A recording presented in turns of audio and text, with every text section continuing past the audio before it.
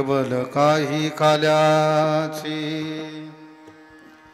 तुका मनी वाळवंट तुका मनी वाळवंट बरवे नीट उत्तम वैकुंठी तो ऐसी नाही कबल काही काल्याचे विठला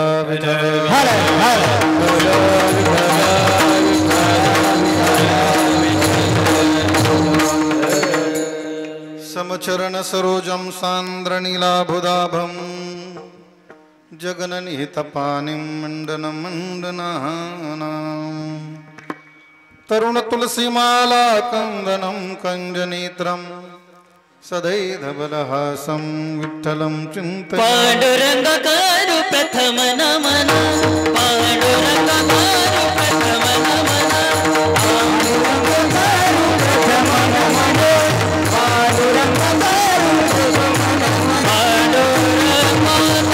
प्रथम नमन पांडुरंग करू प्रथम नमन पांडुरंग करू प्रथम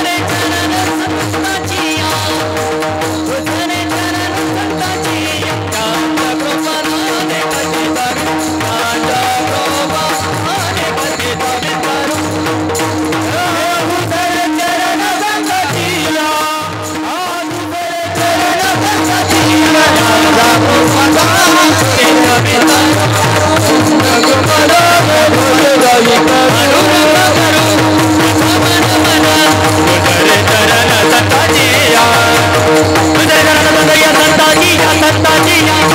पांडुरंग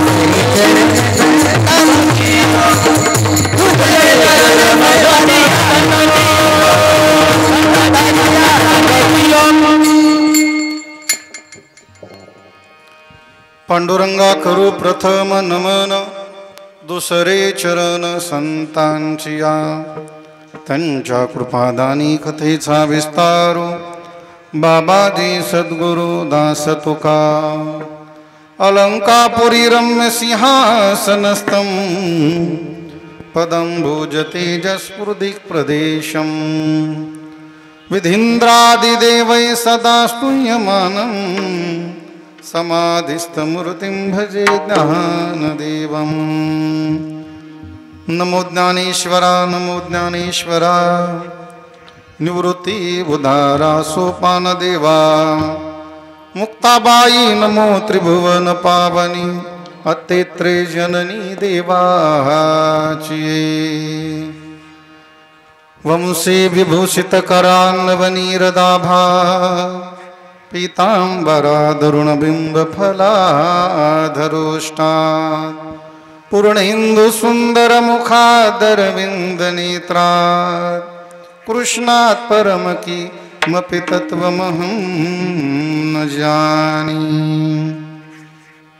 जय जय राधा रमण जय जय नवल किशोर जय गोपी चित्तचोर प्रभु जय जय माखन चोर विठला विठला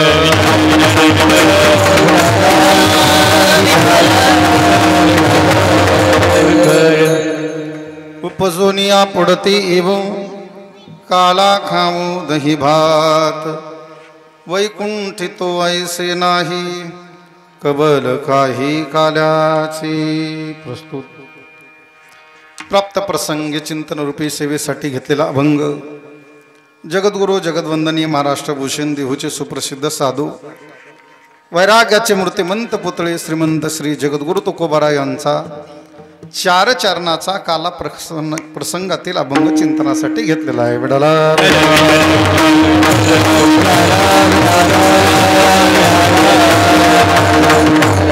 या अभंगामधून जगद्गुरु तुकोबाराय काल्याचं महत्व आपल्याला प्रतिपादन करत असताना म्हणतात की हा जो काला आहे काला खाण्यासाठी आम्ही वैकुंठ भूमीतून परत परत मूर्ती लोकामध्ये येऊ आणि मूर्ती लोकामध्ये येऊन परत परत आम्ही हा काला सेवन करू मग महाराज तुम्ही ज्या लोकांमध्ये राहता त्या लोकांमध्ये काला होत नाही का, त्या ठिकाणी मिळत नाही का?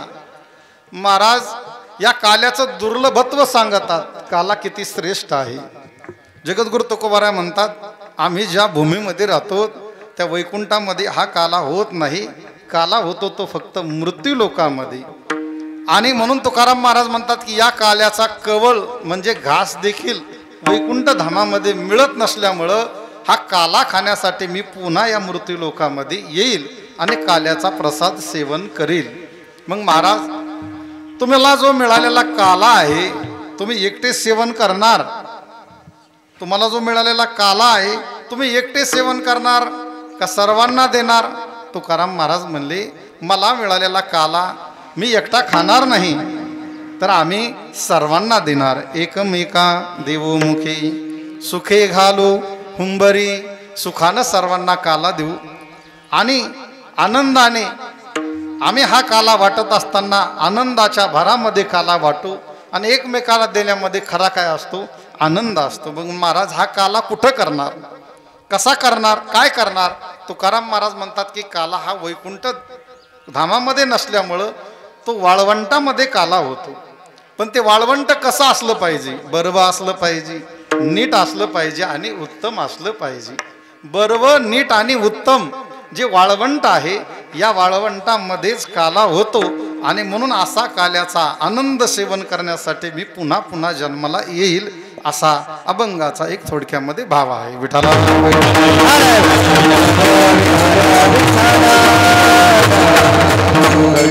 मला वाटतं आता अभंगाचा भाव सर्वांच्या लक्षामध्ये आला असेल की तुकाराम महाराजांनी या अभंगामध्ये काय भूमिका आपली स्पष्ट केलेली आहे. आणि अभंगाचा एक थोडक्यात भाव आपल्या समोर मांडलेला आहे. अभंगावर काही बोलण्यापूर्वी आजची ही कीर्तनाची सेवा किमान निमित्ताने आहे, सर्वांना ज्ञात आहे. गेल्या 7 दिवसापासून आपण या ठिकाणी श्रीमद भागवत कथा ज्ञान यज्ञ सोहळा या ठिकाणी आपल्या सर्वांचे परिचयांचे गावचं भूषण उद्योगपती दामोदरजी घुगे साहेब यांनी या ठिकाणी ज्ञानयज्ञ आरंभ केला होता. आणि या ज्ञानयज्ञाची आज सांगता आहे, परिपूर्णता आहे. विठ्ठला विठ्ठला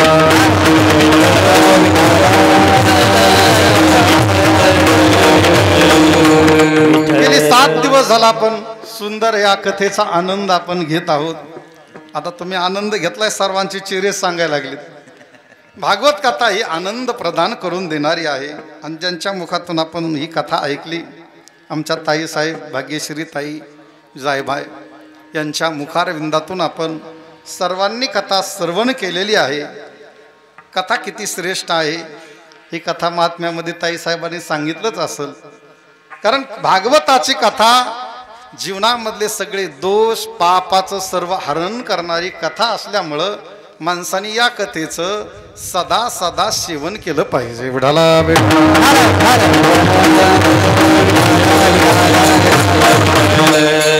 जो कथा श्रवण करत असतो तो जीवनातील सर्व पाप काय करत असतो, आपल्या जीवनातले पापानं मुक्त होत असतो.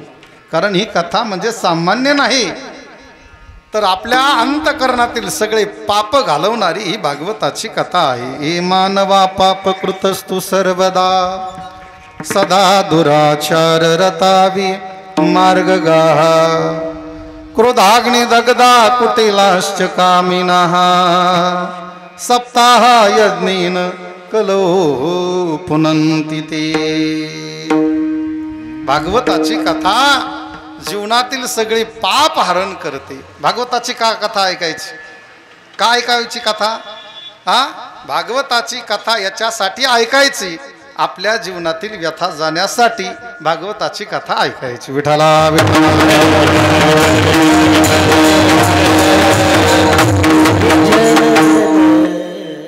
काही काही माणसं म्हणते महाराज आमच्या जीवनामध्ये दुःखच नाही, आम्ही का कथा ऐकायची? बरोबर आहे का नाही? बऱ्याच माणसाच्या जीवनामध्ये दुःखाचा संबंधच नाही आहे, शरीर निरोगी असतं, मग आम्ही का कथा ऐकायची? पण तुम्हाला सांगू का, प्रत्येकाच्या पाठीमागं दुःख आहे. इथं दुःखी नाही असा एकही मनुष्य नाही.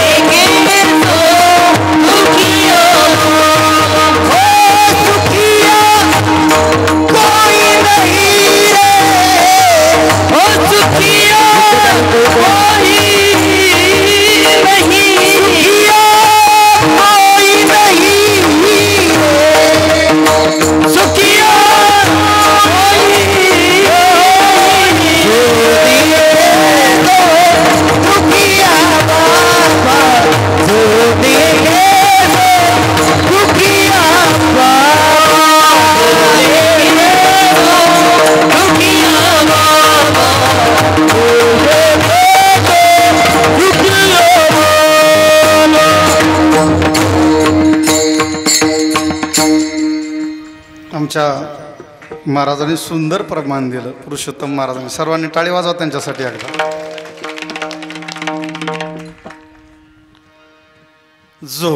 जो देखे सो दुखिया बाबा. कोण दुखी नाही मला सांगा? कारण जन्माला आला तो दुःख घेऊनच आलेला आहे. हा, जो तो दुखी आहे. काही काही माणसं म्हणताना आमच्या जीवनामध्ये दुःख नाही, कारण प्रत्येकाच्या दुःखामध्ये जीवनामध्ये दुःख नाही असं म्हणता येणार नाही. कारण महाराजांनी सांगितलं जो देखे सो दुखिया बाबा. मग आमच्या मागं कोणतं दुःख आहे? हा, तुमच्या आमच्या पाठीमागं सर्वांच्या काळ लागलेला आहे आणि या काळाचं भय प्रत्येकाच्या पाठीमागं आहे. कोणाच्या पाठीमागं नाही काळाचं भय? हा, जो जन्माला आला त्याला निश्चित मृत्यू आहे आणि या मृत्यूच्या भयातून मुक्त होण्यासाठी भागवताची कथा ऐकायची. विडाला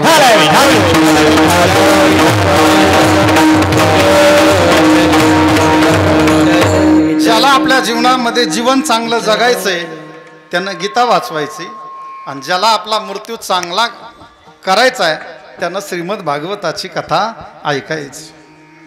आता हा जी काय काळ प्रत्येकाच्या पाठीमागं लागलेला आहे आणि हे भवरोगाचं दुःख प्रत्येक माणसाच्या पाठीमागं आहे. आता हे भवरोग कोणाकोणाच्या पाठीमागं लागलेला आहे बघा. माऊली ज्ञानोबा म्हणतात की माणसाच्या जीवनामध्ये हा भवरोग प्रत्येकाच्या पाठीमागं लागलेला आहे. कोणाकोणाच्या पाठीमागं लागलाय बघा, की ज्या माणसाला भवरोग झालाय काही दुःखाचे लक्षणं असतात ना. कोरोनाचे काय लक्षणं होती? कोरोना आलता का इकडं आपल्याकडं? नाही आलता ना. कोरोनाचे काय लक्षणं होते? सर्दी, खोकला, ताप. हे कोरोनाचे काय आहेत? लक्षण आहेत. तसे भवरोगाचे सुद्धा काही लक्षण आहेत. काय लक्षण आहे भवरोगाचं? माऊली ज्ञानोबा म्हणतात की जसा एखाद्या माणसाला कावीळ झाला, कावीळ झालेल्या माणसाला काय होतं? सगळं पिवळं दिसतं. आणि दुसरी गोष्ट, जर समजा पिवळी वस्तू दिसते आणि त्याच्यामुळे त्याला समजायचं की कावीळ झालेला आहे. एखाद्या माणसाला साप चावलाय, त्याच्या शरीरामध्ये विष आहे, हे कसं पहिलं ओळखलं जायचं? कारण त्याला लिंबाचा पाला खायला द्यायचा आणि लिंबाचा पाला खायला दिला की तो कसा लागतो? गोड लागतो. लिंबाचा पाला कसा आहे? कडू आहे. पण तरी सुद्धा ज्याला सर्पदंश झालाय त्याला लिंबाचा पाला कसा लागतो? गोड लागतो. आणि बरं समजा लिंबाचा पाला लवकर नाही सापडला तर त्या माणसाला दुसरं औषध दिलं जायचं. घरातला एक गुळाचा खडा आणायचा आणि त्याच्या मुखामध्ये घालायचा. त्या माणसाला गुळ कसा लागतो? कसा लागतो? जो गोड असणारा गुळ कडू लागतो आणि कडू असणारा लिंबाचा पाला कसा लागतो? गोड लागतो. मग ज्याला भवरोग झालेला आहे त्याला सुद्धा असंच होतं. कसं होतं? माऊली ज्ञानोबा म्हणतात कडू असणारा परमार्थ, गोड असणारा परमार्थ ज्याला गोड वाटतो आणि कडू असणारा प्रपंच ज्याला गोड वाटतो, समजायचं की आपल्याला सुद्धा भवरोगाची बाधा झालेली आहे. माऊली म्हणतात विषय विषयाचा पडी पाडू, गोड परमार्थ लागे कडू, कडू विषय तो गोडू जीवासी झाला. आणि मग हे भवरोगाचं दुःख घालायचंय का? त्याच्यासाठी काय करा? कारण तुमच्या आमच्या पाठीमागं काळरूपी सर्प प्रत्येकाच्या पाठीमागं लागलाय. आणि मग या भयातून मुक्त व्हायचं असेल तर त्याच्यासाठी श्रीमद भागवताची कथा ऐकल्याशिवाय पर्याय नाही. व्यासांनी बाकीचे 17 पुराणं लिहिले, 17 पुराणं लिहिले, पण समाधान वाटलं नाही. आणि त्याच्यासाठी बाकीचे सगळे पुराण आहेत, पण भागवत हे महापुराण आहे. आणि म्हणून हे महापुराण काय करतं तर आपल्या जीवनामधलं मृत्यूचं भय घालवतं. याच्यासाठी कथा ऐकली पाहिजे. आणि हीच व्यथा घालवायची प्रत्येक व्यथा कोणती घालवायची? हीच व्यथा घालायची. जन्म मरणापासून आपल्याला मुक्त व्हायचं असेल तर भागवताची कथा ऐकायची. आता ज्यांनी ऐकली समजायचे ते काय झाले? मुक्त झाले. शंका घेण्याची गरज नाही. ज्यांनी कथा सांगितली तेही मुक्त झाले आणि ज्यांनी ऐकली तेही काय झाले? मुक्त झाले. भागवताची कथा काय करते तर माणसाच्या जीवनामध्ये अंतकरण शुद्ध करते. हे अंतकरण शुद्ध व्हावं वाटत असेल, भक्तीचं वास्तव्य अंतकरणामध्ये व्हावं वाटत असेल तर श्रीमद भागवताची कथा ऐकली पाहिजे. विठाला विठाला ताईसाहेबांनी सुंदर अशी सर्वांना कथा सांगितलेली आहे आणि त्यामुळं सर्वांना आनंद मिळालेला आहे. कारण आनंदासाठीच कथा ऐकायची.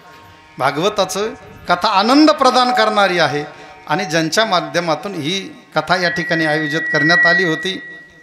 कथेनं काय होतं मग तुकाराम महाराज म्हणतात, जो गीता आणि भागवताचं श्रवण करतो गीता भागवत करती श्रवण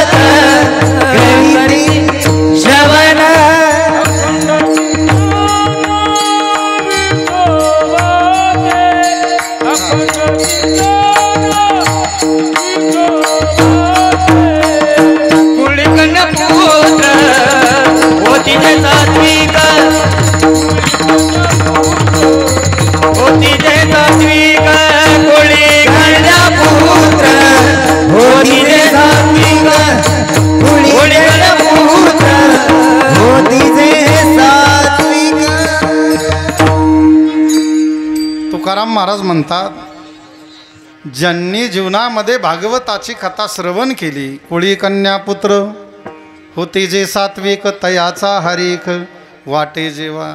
जो भागवताची कथा श्रवण करतो महाराज म्हणतात त्यांच्या कुळामध्ये काय होतं तर मुलं मुलीसुद्धा सात्विक जन्माला येतात. एवढंच नाही तर ज्यांनी कथा श्रवण केली, ज्यांनी कथा ठेवलेली आहे, महाराज म्हणतात धन्य माता पिता तयाची. त्यांना धन्यवाद आहे ज्यांनी कथा ठेवली त्यांना, पण त्यांच्या आईवडिलाला सुद्धा काय आहे धन्यता दिलेली आहे. विठाला विठाला.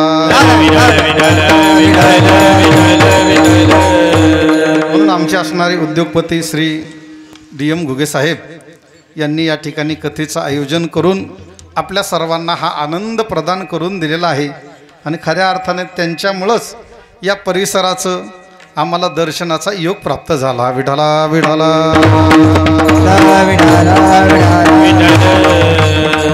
या ठिकाणी नेहमी येण्याचा योग, आपल्या गडावर जी संस्था निर्माण झाली, आदरणीय आमचे मित्र परममित्र पुरुषोत्तम महाराज जायभाय आज या संस्था चालक आहेत. या ठिकाणी अनेक विद्यार्थ्यांना घडवतात आणि ही संस्थासुद्धा खऱ्या अर्थानं DM घुगे साहेब यांच्या मार्गदर्शनानेच ही संस्था सुरू झालेली आहे. विठाला विठाला. ही तर झाली पण आम्ही ज्यांच्यामुळे संस्था चालवतो बजाजनगरला, त्याही मंदिराचे अध्यक्ष आमचे साहेब आहेत. अनेक उद्योगपती आपल्याला बघायला मिळतात. बजाजनगरमध्ये अनेक उद्योगपती आहेत, पण खऱ्या अर्थानं परमार्थ करणाऱ्याला सहकार्य करणारे आणि आम्हाला त्या ठिकाणी असणारी संस्थेला जागा उपलब्ध करून देणारे उद्योगपती आहेत. पण कुठल्याही प्रकारचा गर्व अंतकरणामध्ये नाही. असे घुगे साहेब यांच्या माध्यमातून मीही त्या ठिकाणी संस्था चालवतो आणि आमचे जायभाई महाराजसुद्धा या ठिकाणी संस्था चालवतात. खऱ्या अर्थानं हा त्यांच्यामुळे आलेला योग आहे. विठाला विठाला.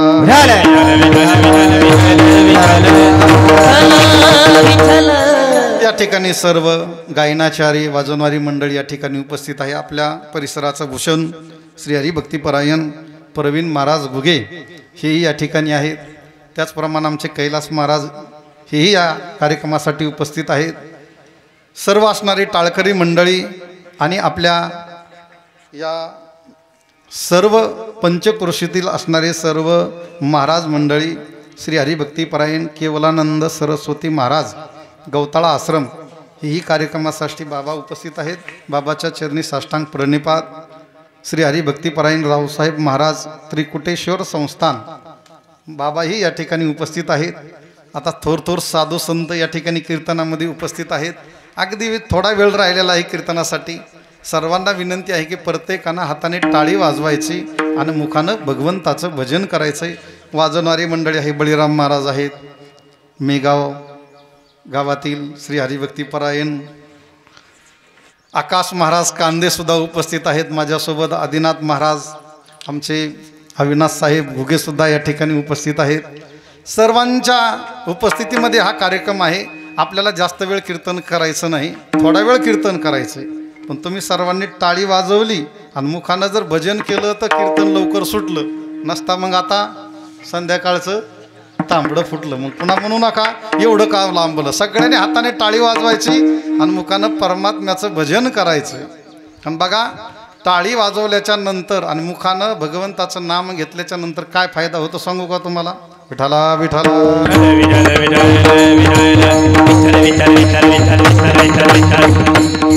हाताने टाळी वाजवली आणि मुखानं भगवंताचं जर भजन केलं तर काय फायदा होतो सांगू का?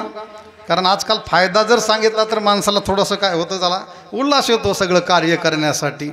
हाताने जर आपण टाळी वाजवली कीर्तनामध्ये, दुसरीकडे कुठं नाही बरं का, कीर्तनामध्ये जर टाळी वाजवली, हाताने टाळी वाजवली तर आपल्या भाग्यरेषासुद्धा बदलण्याची ताकद कीर्तनामध्ये आहे. आणि आपण जर मुखानं भगवंताचं नामचिंतन केलं तर आपलं अंतकरण शुद्ध होत असतं. सगळे पाप बाहेर जातात आणि जो नामस्मरण करत नाही त्याच्या डोक्यावर जाऊन बसतात. मग आता बघा, एवढ्यामध्ये जर आपल्याला आपल्या डोक्यावर पाप येऊन द्यायचं नसल तर प्रत्येकानं भगवंताचं नामचिंतन करायचं आणि हाताने टाळी वाजवायची. विडाला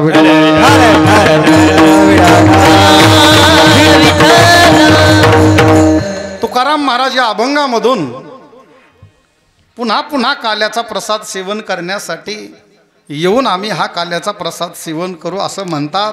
म्हणजे काला या ठिकाणी खाण्यासाठीच आम्ही हा आनंद उपभोगण्यासाठी येऊ.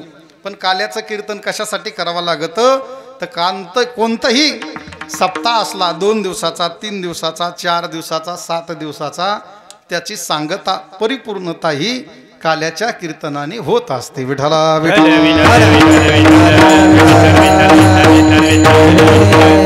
कारण भगवंत हा परिपूर्ण आहे.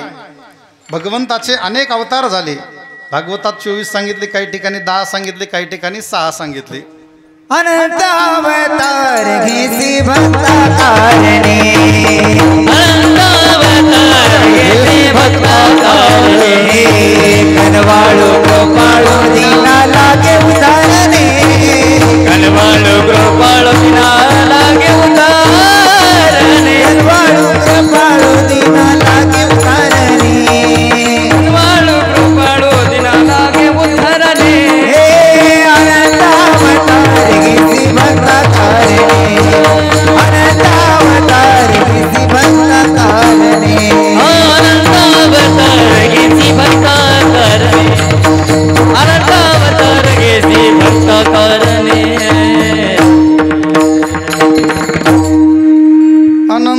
अनंत अवतार घेशी भक्ता कारणे. महाराज म्हणतात की अनंत अवतार भगवंताने घेतलेत. काही 24 आहेत, तसे अनंत अवतार आहेत. भागवतात 24 सांगितले, काही ठिकाणी 10 सांगितले, काही ठिकाणी 6 सांगितले. अंश, अंशांश, आवेश, कला, पूर्ण आणि परिपूर्णोत्तम. परिपूर्णोत्तम अवतार कोणता असेल तर तो म्हणजे भगवान श्रीकृष्णाचा आहे. आणि म्हणून सांगता करत असताना परिपूर्णता केव्हा मिळते? आता काल्याचं कीर्तन झालं की उद्या या ठिकाणी पुन्हा येण्याची गरज नाही. मंदिरावरती कळस बसवला की पुन्हा आता बांधकाम करण्याची गरज नाही. गंगा एकदा सागराला जाऊन मिळाली की पुन्हा गंगेची सुद्धा धावाधाव संपत असते. तसं काल्याचं कीर्तन झालं की या सप्ताहाची परिपूर्णता झाली, सांगता झाली. विठाला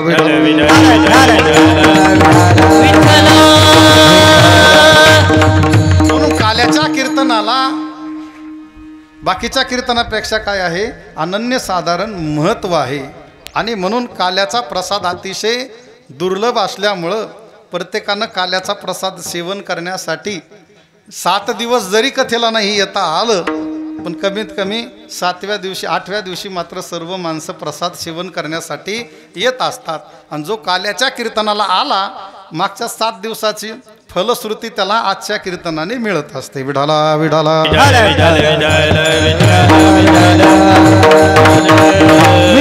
म्हणून असा असणारा काला दुर्लभ आहे. आणि मग हा काला खाण्यासाठी तुकाराम महाराज म्हणतात की मी पुन्हा जन्माला येईन आणि काल्याचा प्रसाद सेवन करीन. अभंगाचं पहिलं चरण.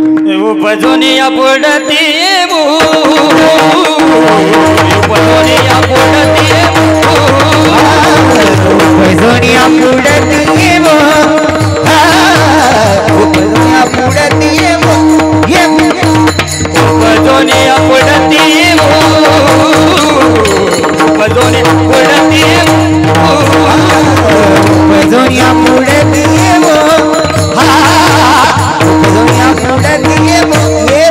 काला खाऊ दही भात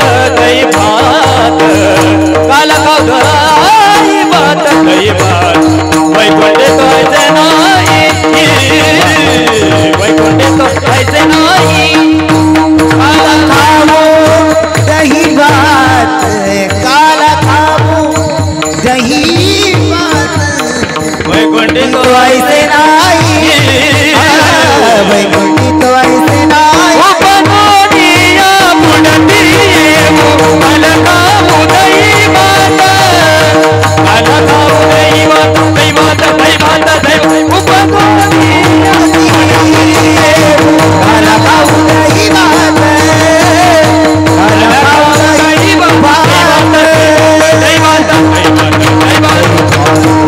हला विठाला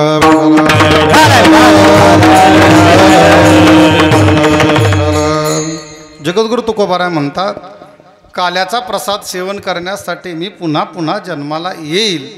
पण महाराज, पुन्हा पुन्हा जन्माला येणं किंवा पुन्हा पुन्हा येणं आपल्या हातामध्ये नाही. आहे का आपल्या हातामध्ये? तुम्हा आम्हाला जर समजा पुन्हा पुन्हा जन्माला यायचं म्हटलं, पुन्हा पुन्हा जन्माला येता येईल का? नाही. का? कारण ते स्वातंत्र्य आपल्याला नाही आहे. आहे का स्वातंत्र्य? बरं, जन्म घेण्याचं स्वातंत्र्य देवाला सुद्धा नाही. देव जर म्हटला मी पुन्हा जन्म घेईल, त्याला सुद्धा स्वातंत्र्य नाही. का? तर आपला आहे जीवाचा आहे अनिच्छा प्रारब्ध, देवाचा आहे परीच्छा प्रारब्ध आणि संतांचा आहे स्वइच्छा प्रारब्ध. विठाला विठाला.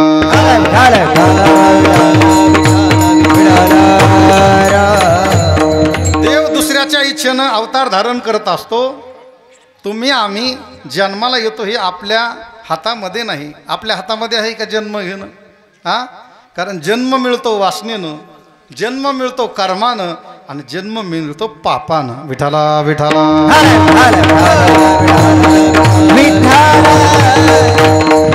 कारण पुढचा जन्म आपण जसं जसं कर्म केलं असेल तशा तशा पद्धतीचे पुढचे जन्म मिळत असतात. खंती ते न करा होणे गाढव उतरा. जसं जसं कर्म असेल पुढच्या कर्मानुसार प्रत्येकाला जन्म मिळणार नाही. आगा कर्मी जे उरावे तिथही सुख दुःख फळावे, तया ते भोगावया यावे देहाई का.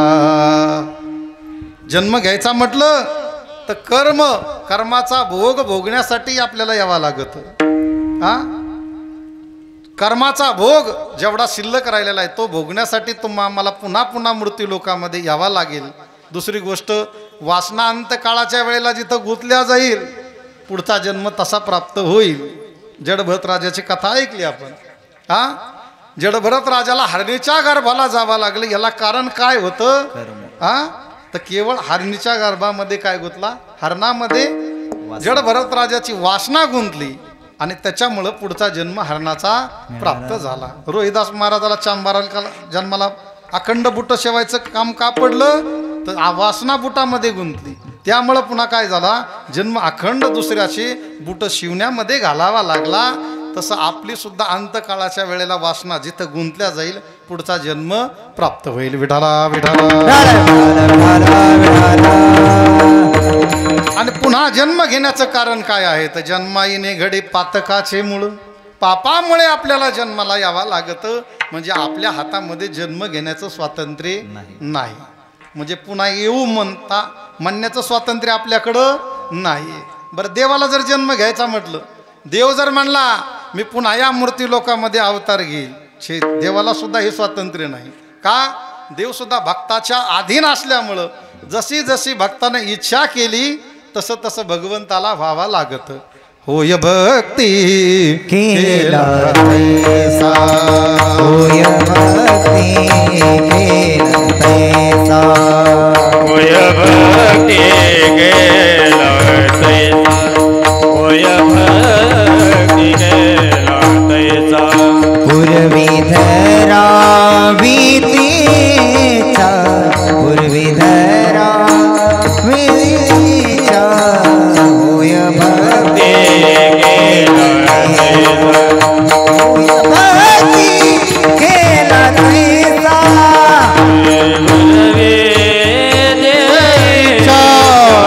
पूर्वी धरा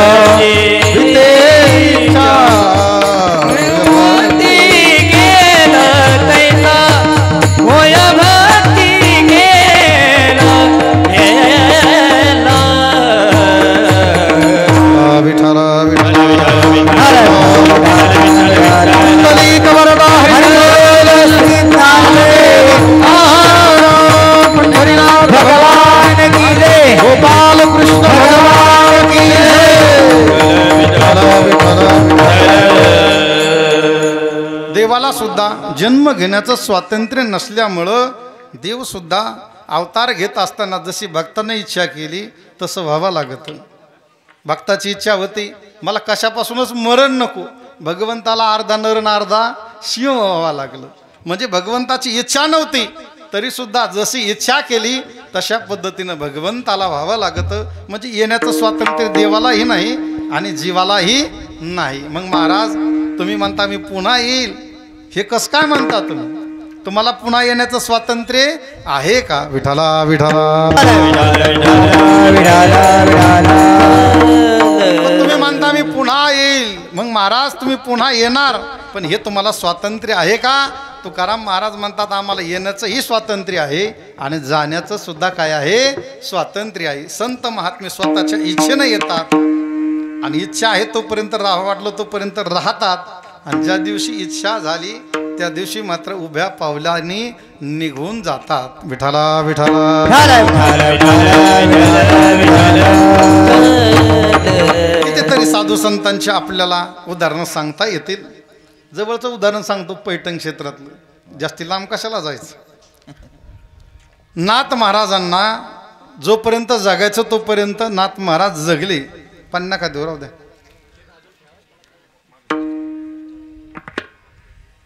विठाला विठाला.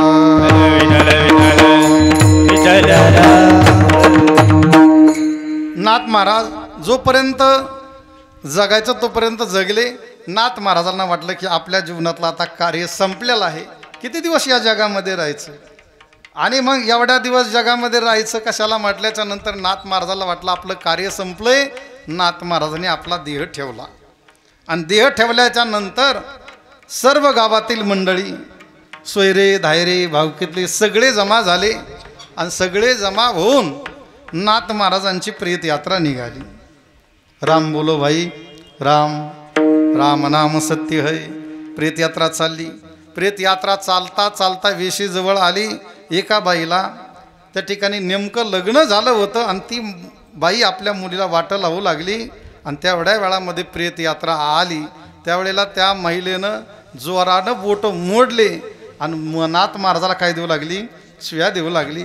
अखंड जीवनभर आम्हाला त्रास दिला गावाला, पण जाताने सुद्धा नीट गेले नाही. माझ्या मुलीला जाता जाता अपशकून झाला म्हणून नाथ महाराजाला ती बाई शिव्या देऊ लागली. तेवढ्या वेळात नाथ महाराजांच्या लक्षात आलं. नाथ महाराजांनी प्रेत यात्रा खाली ठेवायची सांगितली. कोणाला? जे खांदेकरी होते. रामभाऊ, श्यामभाऊ, हे बघा मी वरून बोलतोय. कुठून बोलतोय? हां, आता त्या जे खांदेकरी होते त्यांना वाटायले कोण बोलायला आपल्याला. ते म्हणले मी नाथ महाराज बोलतो, हे प्रियत खाली ठेवा, थांबवा या ठिकाणी. आणि खरंच खाली ठेवलं नाथ महाराज. लगेच झोपेतून उठावा असे उठून बसले आणि उठून बसून त्या बाईजवळ गेले. म्हणले बाई हे बघ मरायला का मला आजचा दिवस थोडाच आहे, मी कधी मरल म्हणले. तुझ्या बबीला खुशाल तू वाटला, हां तुझ्या बबीला तू खुशाल वाटला, मला मरायला काय ना, मी उद्या परवा कधी मरल. नाथ महाराज पुन्हा काही दिवस जगले आणि जगल्याच्या नंतर पुन्हा त्या ठिकाणी असणारे नाथ महाराजांनी पुन्हा देह ठेवला. देह ठेवल्यावर सगळ्या गावाला कळालं नाथ महाराज गेले, नाथ महाराज गेले. नाथ महाराजांना वाट लावायला चला. 4-2 जण म्हणले आधी नीट तपासा, ते कधीही उठून बसू शकतात, त्यांचं काही सांगता येत नाही. आणि मग त्यानंतर डॉक्टर बोलवला. म्हणले सगळ्या हालचाली बंद झाल्या, त्यामुळं आता उचलायला काही हरकत नाही. आणि नाथ महाराजांची पुन्हा प्रेतयात्रा निघाली, चालली. पुन्हा नाथ महाराजांना जे प्रेतयात्रेला खांदेकरी होते, त्या खांदेकऱ्याला अभिमान झाला. बघा म्हणले जीवनभर आपल्याला त्रास दिलाच दिला, पण शेवटी कोण कामा येत असतं. हां कितीही भावकीसोबत भांडणं हो द्या, पण अंतकाळाच्या वेळेला कोण कामा येत असतं, भावकीलाच कामा यावं लागत असतं. ज्यांचं आपलं कधी जमत नाही आणि ज्यांच्या वाचून आपलं सगळे कामं राहतात ती भावकी असते. जीवनभर बोलणं बंद, पण अंतकाळाच्या वेळेला त्यांच्यापासून सगळ्या गोष्टी आडल्या जातात. आणि मग त्या असणाऱ्या ब्राह्मण मंडळीला थोडा अभिमान झाला. म्हणजे आम्हाला जीवनभर त्रास दिला, पण शेवटी कोण यांना कामा आलं, बाकीचे लोक आले का कामा, शेवटी आमच्याच खांद्यावर जावं लागलं. नाथ महाराज म्हणले अरे अरे यांना अभिमान झालाय ना, अजिबात यांच्या खांद्यावर जायचं नाही. आणि पुन्हा आवाज दिला रामभाऊ श्यामभाऊ ठेवा म्हणले खाली. पुन्हा प्रेतयात्रा खाली ठेवली.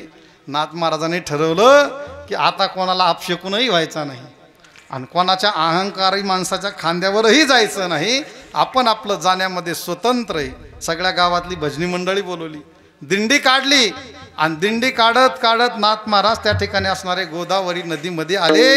आणि षष्टीच्या दिवशी 12 वाजता नाथ महाराज आपले गोदावरी नदीमध्ये गेले आणि स्वतः काय झाले, जलरूप झाले. फक्त एक फूल वरती आलं आणि त्याचंच आपल्याला आता दर्शन घ्यायला मिळतंय. विठाला विठाला.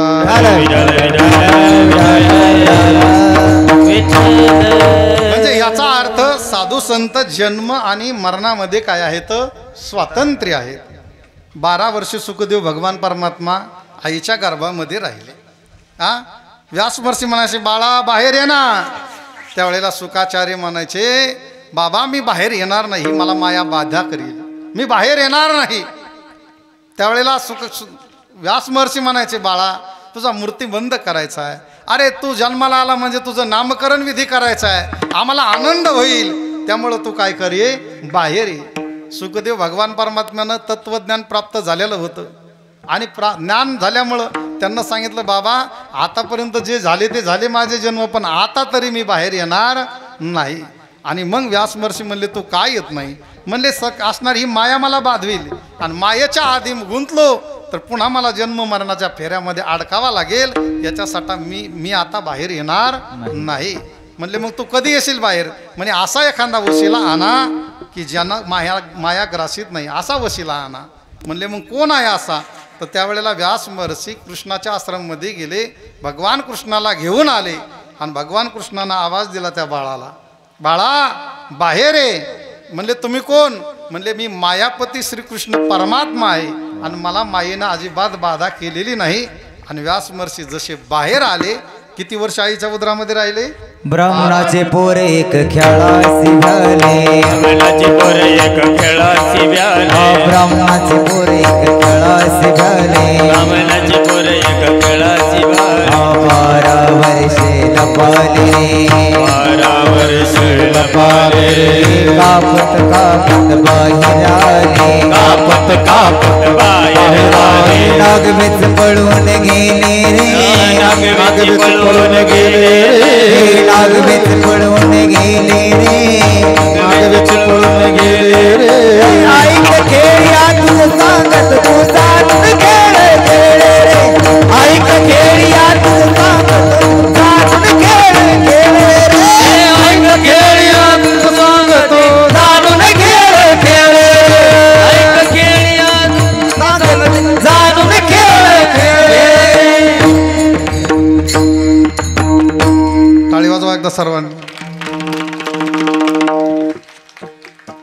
महाराज म्हणतात ब्राह्मणाचे पोर एक खेळाशी भ्याले.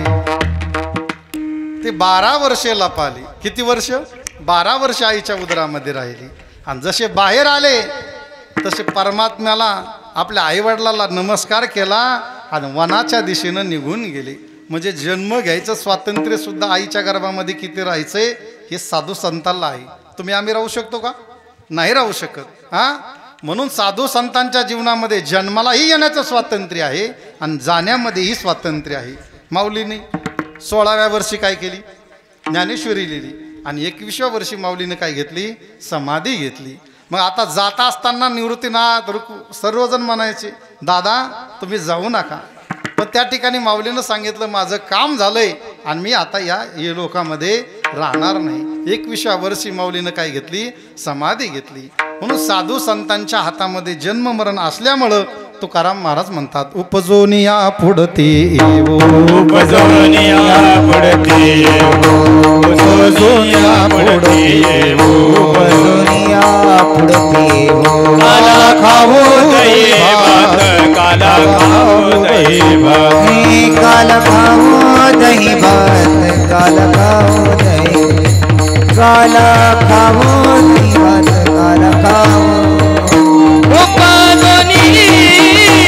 पुढती काल खाऊ दही भात, काला खाऊ दही भात, दही भात पुढती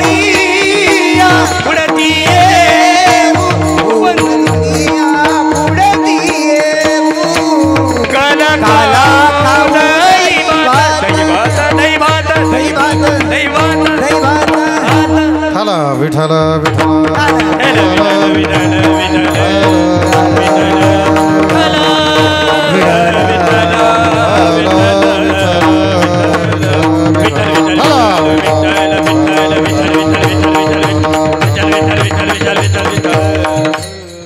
महाराज म्हणतात की जन्म मरणाचं स्वातंत्र्य असल्यामुळं आम्ही पुन्हा पुन्हा काय करू? जन्माला येऊ. मग महाराज जन्म घेण्याचं तुम्हाला स्वातंत्र्य आहे पण ठीक आहे, पण जन्म जर समजा सुखाला कारणीभूत असता आणि तुम्ही पुन्हा येऊ म्हटले असते तर जरा बरं वाटलं असतं. पण जन्माला येणं आणि जाणं काही सोपी गोष्ट आहे का? जन्माला यायचं म्हटलं की गर्भ अवस्थेपासून सुरुवात होत असते. बरं गर्भाचं दुःख कमी आहे का? काय सांगू गर्भीची याद, काय सांगो गर्भेचे यातना, मज भोगती नारायणा, भोगे नारायणा, मांस मळ मूत्र दाना, मूत्र दाना, तुझ क्षणा क्षणा घेत काय सांगू गर्भीची यातना, काय सांगू गर्भीची यातना. तुझ क्षणा क्षणा ध्यान, काय सांगू गर्भीची यातना, काय सांगू गर्भीची यातना, महाराजांनी आपल्याला ठिकठिकाणी सांगितलंय काय सांगू गर्भीची यातना, मज भोगिता नारायणा, मांस मळ मूत्र जाना, तुझ क्षणोक्षणा ध्यातसे, काय सांगू गर्भीची यातना. महाराज म्हणतात की गर्भ यातनेचं भयानक दुःख आहे. किती आहे आता वेळ नाही सांगायला, सांगितलं असतं भरपूर दुःख. किती दुःख आहे अहो. जीव त्यावेळेला जेवाला प्रार्थना करतो एक वेळ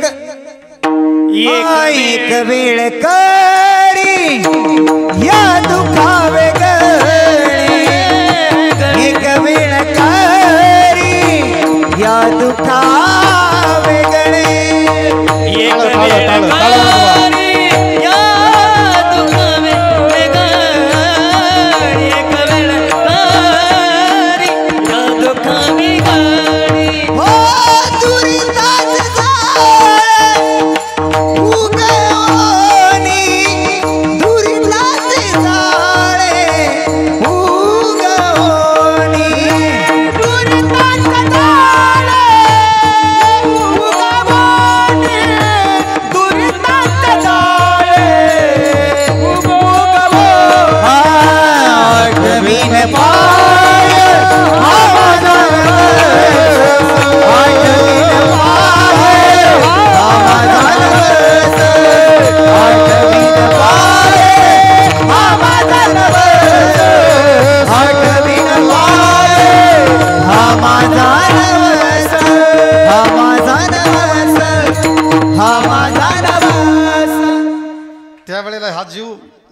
प्रार्थना करतो, देवा रात्रंदिवस तुझं भजन करीन रे, पण या गर्भाच्या दुःखातून मला काय कर, बाहेर काढ.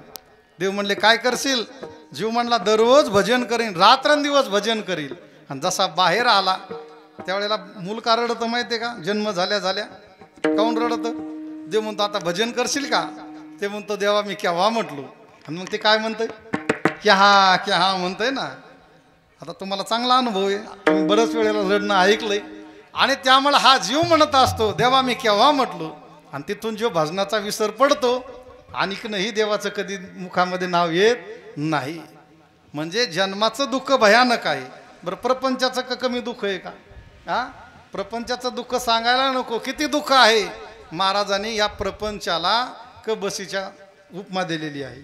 हा, अरे संसार संसार जसं कबसीचं घर, बसी बसे आरामशीर कप हिंडतो दारोदार. कपाची कायम बेजारी आहे का नाही? बेजारी. बशीतला बेजारी व्हायचं काम नाही. बशी आरामशीर बसलेली असते, कपाला मात्र हिंडल्याशिवाय पर्याय नाही. बरं गरम चहा कशामध्ये ओतल्या जातो? कपामध्ये. बरं त्या कपाचा दांडा जरी तुटला तरी त्या कपाला सुटका नाही. दांडा तुटला की त्याच्यामध्ये ठेसा भरल्या जातो. भरला जातो का नाही? हा, म्हणजे कपाची कायम बेजारी आहे. याचा अर्थ प्रपंचामध्ये कायम काय आहे? बेजारी आहे, म्हणजे दुःख आहे. प्रपंचाचं दुःख आहे. म्हातारपणाचं ते तर सांगायलाच नको. मज नाही हात पाय डोळ पड कर्ण हे बधीर झाले, पड नाक मुख गळू लागले, लाळ आणि शिंबूड श्वाना परी गती झाली, अवघे कडिती हाड हाड. प्रत्येकाला हे दुःख प्रत्येकाच्या पदरामध्ये पडलेलं आहे. आपण कमवलेली संपत्ती आपल्याला खाण्याचा अधिकार राहत नाही, त्याला म्हातारपण म्हणतात. विठाला विठाला. आता खेड्यापाड्यातील म्हाताऱ्या माणसाचं थोडं बरं आहे, पण शहरामध्ये फार अवघड. हा, मुलं सुना नातव गरम चहा पितात आणि आपल्याकडे नुसते बघतात, देत सुद्धा नाही. आपल्या वाट्याला येतात शिळे कुटके. याच्यापेक्षा ही म्हातारपणाची अवस्था म्हणजे भयानक आहे, म्हणजे दुःख आहे. आणि मृत्यूचं भय तर सांगायची गरजच नाही. हजारो इंगळ्या एका टायमाला दंश करणं, ह्या जेवढ्या यातना एकदा होतात तेवढा मृत्यू. कारण या जीवावरती प्राण आपण मरणाचं प्रेम करतो. आणि त्यामुळं काय होतं तर हा जीव ज्या वेळेला नेत असताना यम नेतो त्यावेळेला हा देहावरती आपण प्रेम केलेलं असतं, देहादिकावरती प्रेम केलेलं असतं, नातेवाईकावरती प्रेम केलेलं असतं. आणि त्यामुळं अंतकाळाच्या वेळेला भयानक यातना होतात. आणि म्हणून एवढ्या यातना भोगून तुकाराम महाराज तुम्ही म्हणता की मी पुन्हा काय येईन, जन्माला येईल. मग हे भयानक दुःख असताना सुद्धा तुम्ही पुन्हा का येईल म्हणता? तुकाराम महाराज म्हणतात खरं सांगू का, हे दुःख काहीच नाहीत. एवढा काला खाण्यामध्ये काय आहे? आनंद आहे. विठाला. काला या शब्दाचा अर्थ होतो भक्ती सुखाचा आनंद. आणि भक्ती सुखाचा आनंद असा आहे की हे दुःख त्याच्या पुढं काय आहे? तुच्छ आहे. कशाप्रमाणे? एका माणसाची म्हैस वारली. आता म्हैस वारल्याच्या नंतर त्याला काय झालं? रडू लागला, दुःख झालं. पण तेवढ्या वेळामध्ये त्याला 12 वर्षानंतर मुलगा झाला. आता म्हैस मेलेलं दुःख राहिलं का? राहिलं का? कारण मुलगा झालेला आनंद अधिक आहे ना. त्यामुळे म्हैस मेलेलं दुःख राहिलं नाही. तुकाराम महाराज म्हणतात तसा प्रपंचामधलं जे दुःख आहे आम्हाला म्हैस मेल्यासारखं आहे. आणि जो भक्तिसुखाचा आनंद आहे तो मुलगा झाल्यासारखा आहे. आणि भक्तिसुखाचा आनंद उपभोगण्यासाठी आम्ही पुन्हा पुन्हा जन्माला येऊ, म्हणजे उपजोनी या पुढती येऊ. ग्रामीण भागातलं उदाहरण सांगू का? आता आपण बघा, सर्वजण शेतीतले कामं करायला जातात. आता शेतीमध्ये काम करण्याच्या 2 पद्धती आहेत. कोणत्या 2 पद्धती आहेत? एक रोजाने जायची पद्धत आहे आणि दुसरी गुत्त घ्यायची पद्धत आहे. आता जर गुत्त घेतलं तर माणसं सकाळी 8 वाजल्यापासून कामाला लागतात का नाही? हे तुमचा सर्वांचा अनुभव असेल. 8 वाजता उठून कामाला जातात. बरं पाणी प्यायला सुद्धा तहान लागत नाही. पण तेच माणसं तुम्ही रोजाने लावा, ते 10 वाजता शेतात जातात. 10-10 मिनिटाला अर्ध्या तासाला तहान लागती. आणि 5 वाजता काय होत असतं? काम संपतं. तो मालक म्हणत असतो अहो लवकर लवकर उरका ना, उद्या हे काम राहिलं नाही पाहिजे. आता त्याच्यामध्ये मुकादम असतं एक जण, ते मुकादम म्हणतात मालक हे काम आज उरकणार नाही, याच्यासाठी आम्हाला पुन्हा उद्या यावा लागल. तसं तुकाराम महाराज म्हणतात की आम्ही सुद्धा हे काम भक्ती सुखाचा आनंद उपभोगण्यासाठी आम्ही पुन्हा जन्माला येऊ आणि या काल्याचा प्रसाद सेवन करू. उपजोनी या पुढती येऊ. महाराज कशासाठी येणार? काल्याचा आनंद सेवन करण्यासाठी. काला खाऊ दही भात. काला सुद्धा अनेक प्रकारचा आहे. लाही आणि दहीचा काला, हा दही भाताचा, हरिनामाचा, खिचडी काला. मग महाराज हा काला तुम्ही ज्या लोकांमध्ये राहता तिथं होत नाही का? तुकाराम महाराज म्हणतात त्या लोकांमध्ये काला अजिबात नाही. अभंगाचं दुसरं चरण. वैकुंठी तो ऐसे नाही, वैकुंठी तो ऐसे नाही, वैकुंठी तो ऐसे नाही, वैकुंठी तो ऐसे नाही, वैकुंठी तो ऐसे नाही, वैकुंठी तो ऐसे नाही, वैकुंठी तो ऐसे नाही, वैकुंठी तो ऐसे नाही, वैकुंठी तो ऐसे नाही, वैकुंठी तो ऐसे नाही, वैकुंठी तो ऐसे नाही, वैकुंठी तो ऐसे नाही, हा वैकुंठी तो ऐसे नाही, नाही वैकुंठी तो ऐसे नाही, हो वैकुंठी तो ऐसे नाही, नाही वैकुंठी तो ऐसे नाही,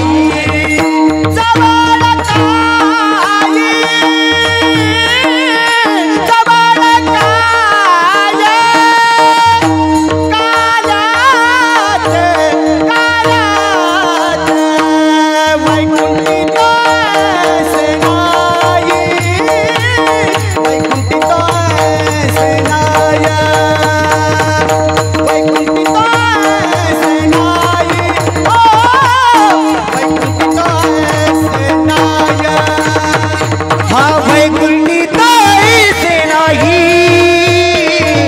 वैकुंठी तो ऐसे नाही, हो वैकुंठी तो ऐसे नाही, नाही वैकुंठी तो ऐसे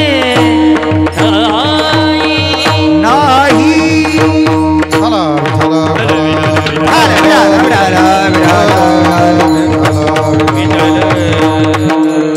टाळी वाजवा सर्वांनी एकदा. महाराज म्हणतात मी ज्या धामामध्ये राहतो तिथं हे असं नाही. कसं नाही? महाराज म्हणतात वैकुंठात सर्व काही आहे परंतु तिथं काल्याचा आनंद नाही. वैकुंठी तो ऐसे नाही. कैसे नाही महाराज? हे असं वातावरण नाही ना तिथं. असे गाणारे नाहीत, असे वाजवणारे नाहीत, असे श्रोते सुद्धा ऐकणारे तिथं नाहीत, असे साधू संत सुद्धा त्या ठिकाणी नाहीत, आणि असे भागवत कथा आयोजित करणारे उद्योगपती सुद्धा तिथं नाहीत. म्हणजे असं नाही. कसं नाही? तर हा भक्ती सुखाचा आनंद तिथं नाही. विठाला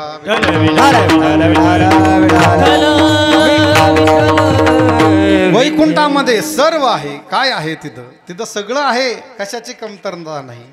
पण त्या ठिकाणी असा आनंद नाही. म्हणजे काला नाही. काला कुठं होत असतो? हा? विशेष आला वसंत संगे, विशेष आला वसंत संगे, विशेष आला वसंत संगे, तुला म्हणे काला वैकुंठी दुर्लभ, तुला म्हणे काला वैकुंठी दुर्लभ, तुला म्हणे काला वैकुंठी दुर्लभ,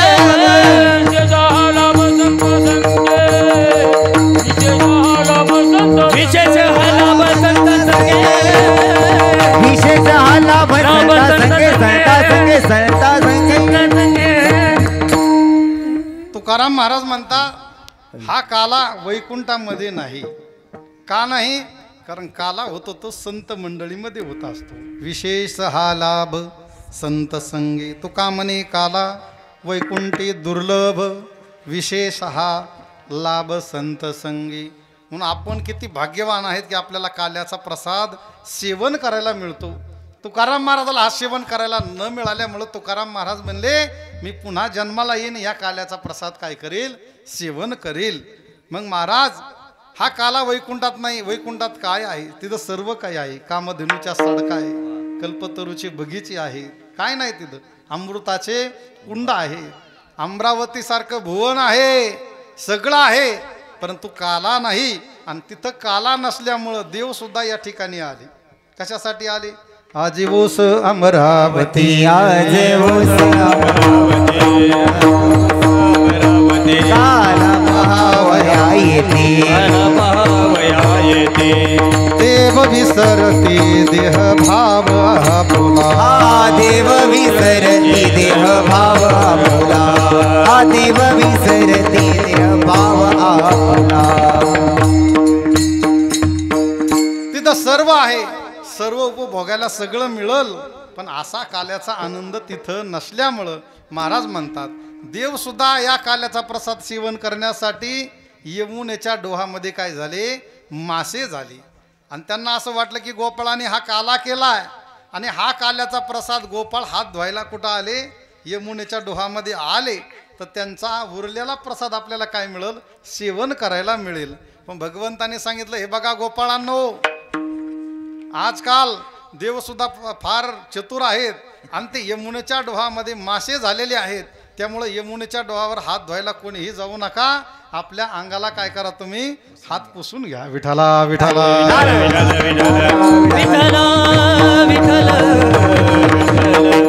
आणि म्हणून तुकाराम महाराज म्हणले की वैकुंठामध्ये हा असणारा काला होत नाही, तिथं काल्याचा घास देखील नाही. कारण का, वैकुंठ जुनाट कोपट झोपडी, किंवा तिथं जाऊन आम्ही काय करावा देवा. वैकुंठात जर गेलो तर त्या ठिकाणी मौन रूपानं राहावं लागतं, तिथं जास्त जोराने बोलायला सुद्धा जमत नाही. मग महाराज तुम्ही ज्या लोकांमध्ये राहता तिथं तुम्ही बी आहेत आणि देव बी आहे, तर मग देव आणि भक्तामध्ये काला व्हायला पाहिजे ना. तुम्ही म्हणता त्या ठिकाणी काला नाही, तुकाराम महाराज म्हणतात हाली देवाचा मुक्काम वैकुंठात नाही.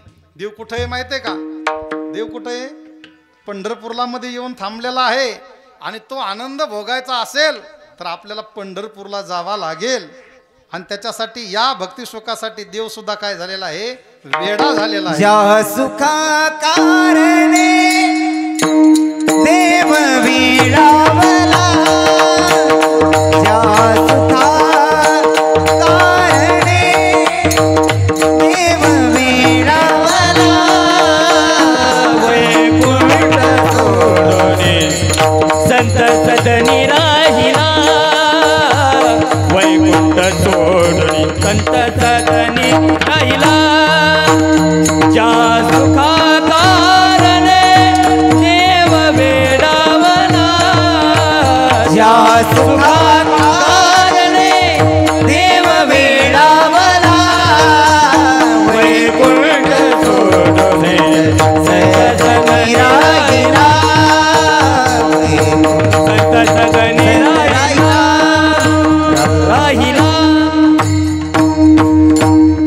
विठाला विठाला विठाला विठाला. महाराज म्हणतात की देव सध्या कुठं आहे, वैकुंठ म्हणजे भगवंताचं भूवैकुंठ म्हणजे पंढरीला ठिकाणी भगवान परमात्मा आहे. आणि त्याच्यासाठी साधू संत तिथं गेले की या सुखासाठी. आता 16 आला दिंडी 16, असा आनंद आहे का कुठं. हा स्वर्गामध्ये सुद्धा असा सुखाचा आनंद नाही, सोहळ्याचा आनंद नाही. आता काही दिवसांनी आता दिंड्या निघतील. हा ज्ञानोबा तुकाराम, ज्ञानोबा तुकाराम, टाळी वाजवा. ज्ञानोबा तुकाराम, ज्ञानोबा तुकाराम, ज्ञानोबा तुकाराम, ज्ञानोबा तुकाराम, ज्ञानोबा तुकाराम. एवढे म्हातारे माणसं असतात, काहीला आजार असतो. त्यांना जर विचारलं ह्या वर्षी दिंडीला जायचं का, ते म्हणतात महाराज घरी अजिबात थांबावं वाटत नाही.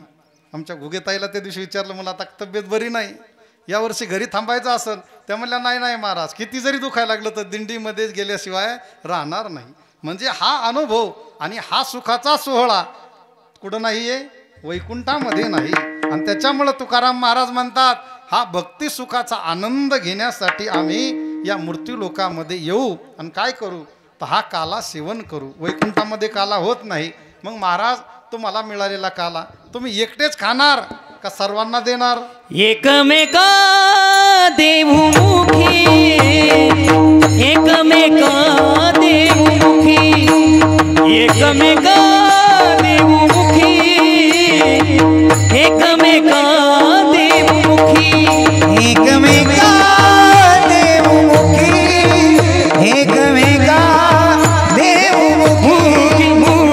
एकमेका देवमुखी एकमेका देवमुखी एकमेका देवमुखी एकमेका देवमुखी एकमेका देवमुखी एकमेका देवमुखी एकमेका देवमुखी एकमेका देवमुखी एकमेका देवमुखी एकमेका देवमुखी एकमेका देवमुखी हा सुखे घालू परी सुखे घालू परी सुखे घालू हुंबरी सुखे घालू हुंबरी सुखे घालू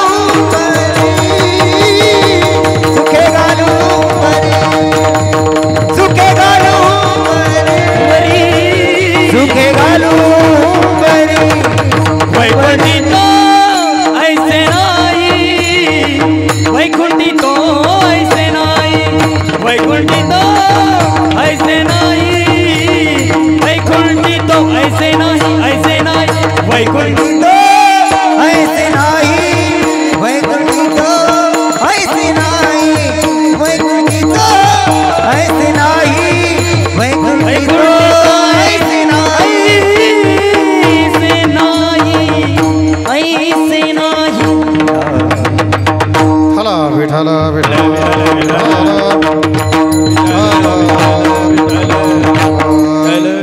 महाराज म्हणतात आम्हाला मिळालेला जो काही काल्याचा आनंद आहे आम्ही एकटे खाणार नाही. मिळालेला काला आम्ही सर्वांना देणार. जो एकटा खात असतो त्याला काय म्हणतात? तो ग्रामीण भागामध्ये काय म्हणतात? अप्पल पोट्या. काय म्हणतात त्याला? अप्पल पोट्या. जो स्वतः एकटा खात असतो दुसऱ्याला अजिबात देत नाही तो काय आहे? अप्पल पोटे आहे. तुकाराम महाराज म्हणजे आम्ही असे अप्पल पोटे नाही. आम्हाला जो मिळालेला आनंद आहे आम्ही सर्वांना काय करणार? वाटणार. सेवितो हारस वाटितो अनिका घ्या रे होऊ नका रानभरी. आम्हाला जो मिळालेला आनंद आहे ना तर मी एकटा सेवन करणार नाही तर हा भक्ती सुखाचा आनंद सर्वांना देणार. काला मिळाला तुम्ही काय करणार? आम्ही सर्वांना देणार. पण देणार कसा? काला खाण्याची पद्धत कशी आहे? एकमेका देवमुखी मुखामध्ये काला द्यायचा असतो.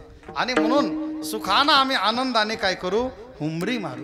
म्हणजे आरडाओरडा करू. आरडाओरडा करत करत काय करू? हा काल्याचा प्रसाद सेवन करू.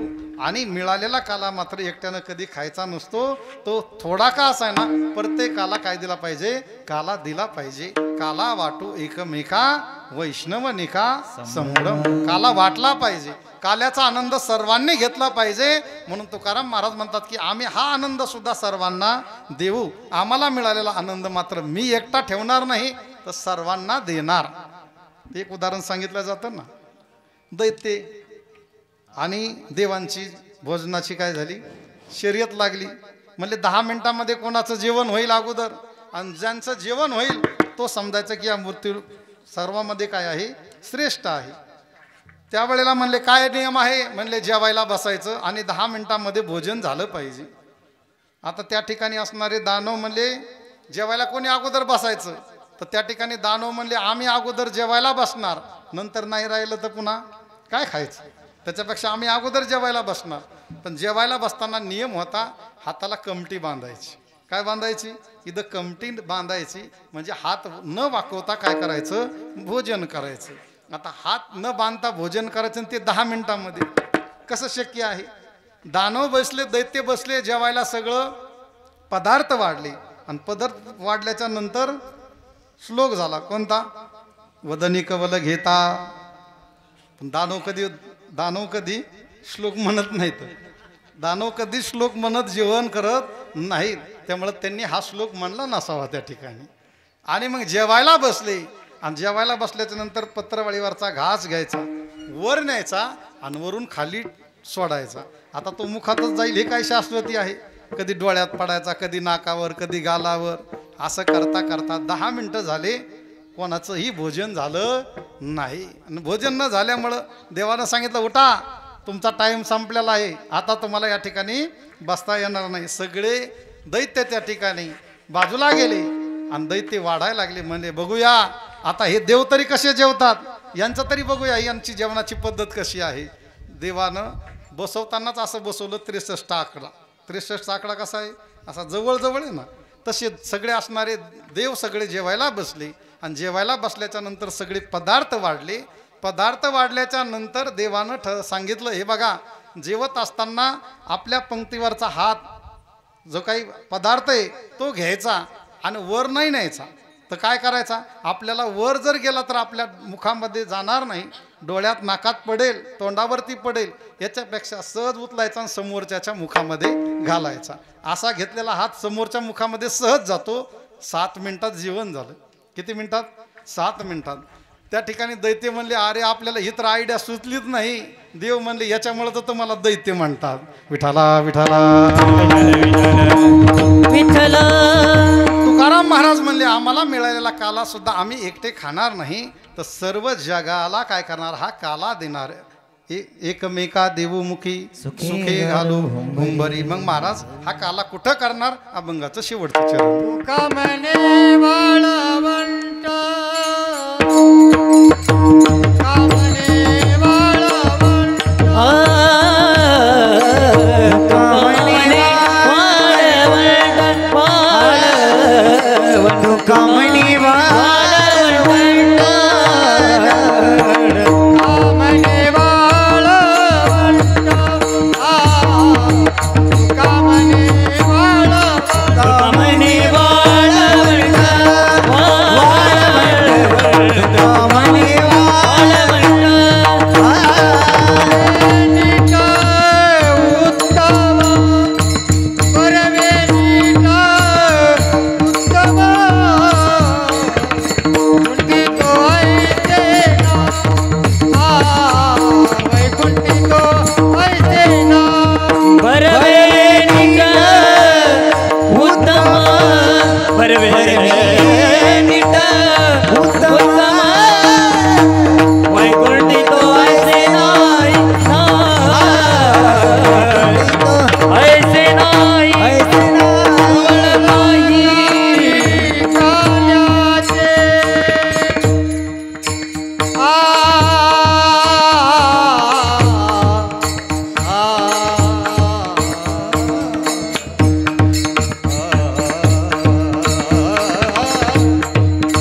बरवे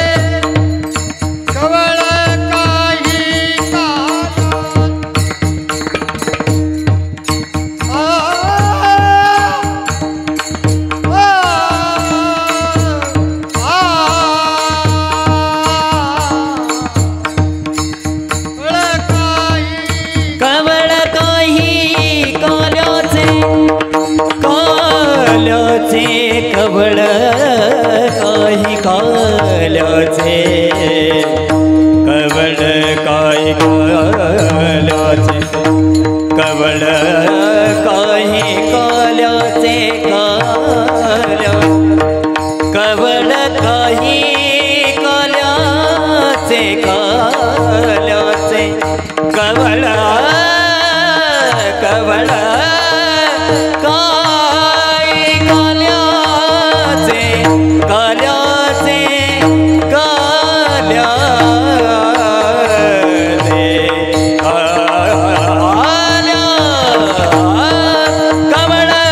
कवळ काही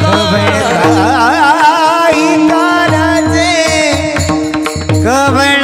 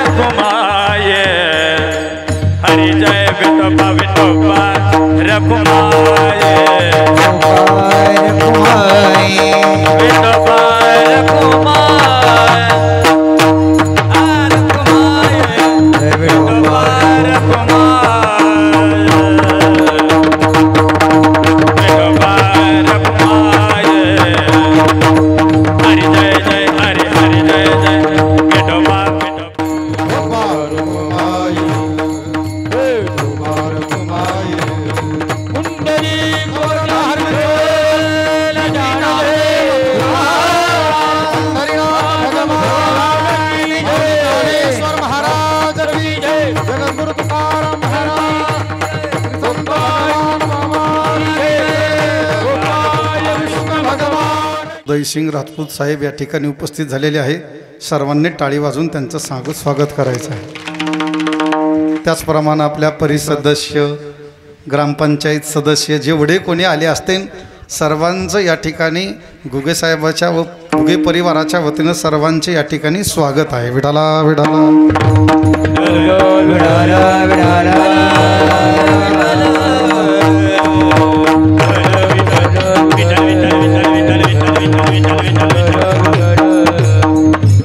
तुका म्हणे वाळवंट बरवे नीट उत्तम. तुकाराम महाराज म्हणतात की काला कुठं होतो, हा भक्तिसुखाचा आनंद घेण्यासाठी काला वाळवंटामध्ये केला पाहिजे. वाळवंट या शब्दाचा अर्थ होतो की त्या ठिकाणी असणारे कुठल्याही प्रकारचं कर्म उत्पन्न न होणे. वाळवंटामध्ये कधी गवत उगवत नाही. वाळवंटामध्ये आपल्याला कधी बसायला घेण्याची गरज नाही, कारण ती जागा कशी असते, स्वच्छ असते. आणि मग तसंच आपल्याला या काल्याचा आनंद, भक्तिसुखाचा आनंद घ्यायचा असेल तर वाळवंट जसं कसं आहे, बरं आहे, नीट आहे, उत्तम आहे, तिथंच काय होतो, काला होतो. तसा या भक्तिसुखाचा आनंद घ्यायचा असेल तर आपलं सुद्धा वाळवंट स्वच्छ केलं पाहिजे. म्हणजे अंतःकरण स्वच्छ केलं पाहिजे. काम क्रोध लोभ हे विकार ज्याच्या अंतःकरणातून गेलेले आहेत खऱ्या अर्थानं त्यालाच हा भक्तिसुखाचा आनंद मिळत असतो. म्हणून तुकाराम महाराज म्हणतात की तुका म्हणे वाळवंट बरवे नीट उत्तम वैकुंठी तो ऐसे नाही कवल काही काल्याचे. आणि म्हणून हा भक्तिसुखाचा आनंद घेण्यासाठी मी पुन्हा पुन्हा जन्माला येईन आणि या भक्तिसुखाचा आनंद घेईल. हा अभंगाचा थोडक्यात भाव आपल्यासमोर मांडलेला आहे. आता अभंगाचा भाव संपला, पण इथून पुढं आता खरं काल्याचं कीर्तन सुरू झालं. आताशी हा मध्यंतर झालाय. आता किती वाजलेत बघा, 12:30 वाजलेत. म्हणजे आताशी अर्ध कीर्तन झालं. विठोबरकमय भजन झालं की अर्ध कीर्तन झालं. आता इथून पुढं किती वेळ कीर्तन करायचं आपल्याला? 2 तास. हा, किती वेळ कीर्तन करायचंय? आता मग सगळे म्हणतील आमची कॅपॅसिटी संपली, तुम्ही जर कीर्तन लांब बोलत आता आम्ही आमचं घरी निघायला मोकळे. जास्तीत जास्त एक फक्त सगळ्यांनी कृष्णलीला ऐकलेली, त्यामुळे आता बाकी काही मला सांगायची गरज नाही जास्ती. फक्त एक 10 मिनिटामध्ये कीर्तन आपलं परिपूर्णतेकडे जाईल. विठाला विठाला.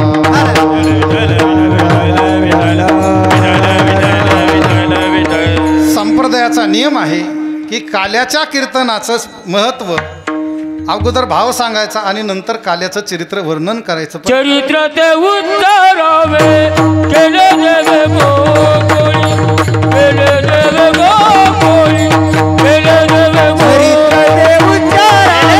गोकुळी केले देवे गोकुळी केले गोकुळी. चरित्र ते उच्चारावे केले देवे गोकुळी चरित्र ते उच्चारावे केले देवे गोकुळी केले देवे गोकुळी केले देवे गोकुळी. चरित्र ते उच्चारावे केले देवे गोकुळी चरित्र ते उच्चारावे केले देवे गोकुळी केले देवे गोकुळी गोकुळी गोकुळी.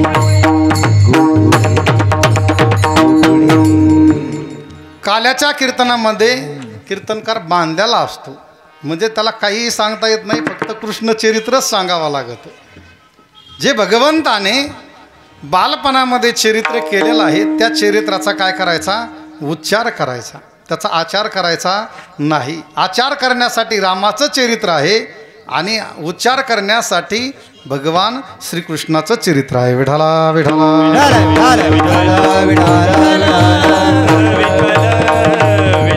बरेच माणसं काय करतात की असणाऱ्या कृष्णाच्या चरित्राचा आचार करायला बघतात. कृष्णाचं चरित्र आचरणीय नाही, ते उच्चारणीय आहे. भगवंताने जे गोकुळामध्ये चरित्र केलेलं आहे, जे योग्यांना समाधीमध्ये सुख मिळतं डोळे बंद करून, ते आपण डोळे उघडे ठेवून त्या लीलाचं स्मरण केलं तर तोच आनंद आपल्याला सुद्धा समाधीचा भगवंताचं चरित्र उच्चार करत असताना मिळतो. विठाला विठाला.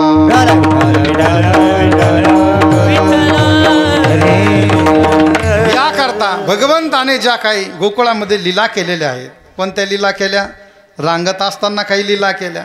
जन्म झाल्याच्या नंतर काग बगरिठा मारिले बालपणी अवघी दैत्य खानी बुडविली.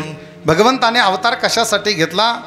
जब जब होय धर्म की हानी बाळ असुर अधम अभिमानी तब तब धरी प्रभु विविध शरीरा.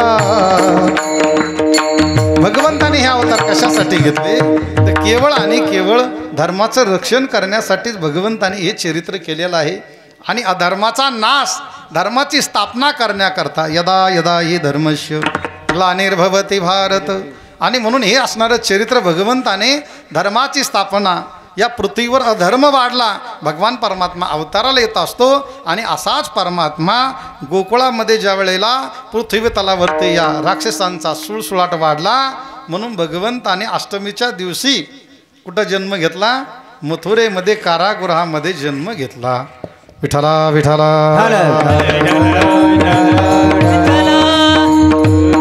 मथुरेमध्ये जन्माला आले, पण सांगितलं की मला इथं ठेवू नका. कुठं घेऊन चला? नंदाच्या घराला घराला नंदाच्या घराला नंदाच्या घराला नंदाच्या घराला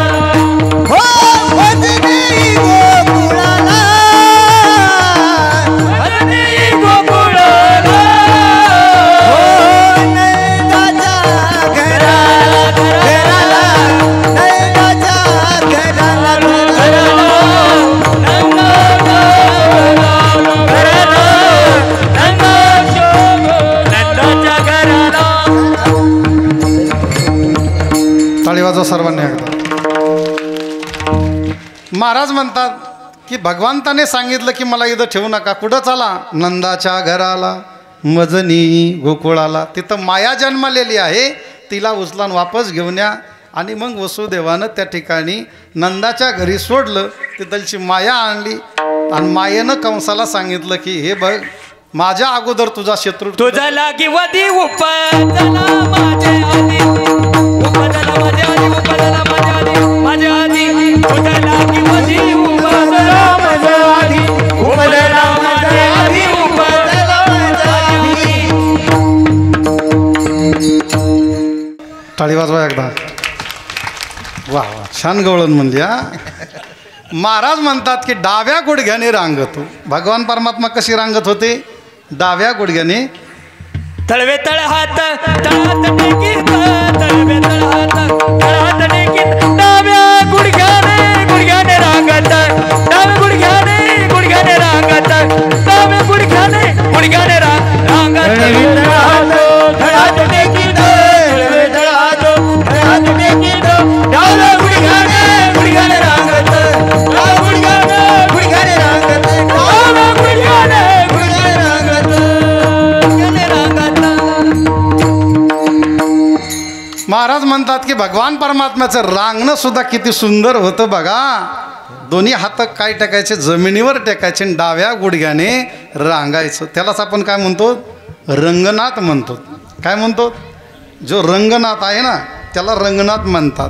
जो रांगत होता म्हणून त्याला काय नाव पडलं? रंगनाथ. विठाला विठाला. देव डाव्या गुडघ्याने रांगत होते. आता आपली पोरं कशी रांगत हे सांगायलाच नको.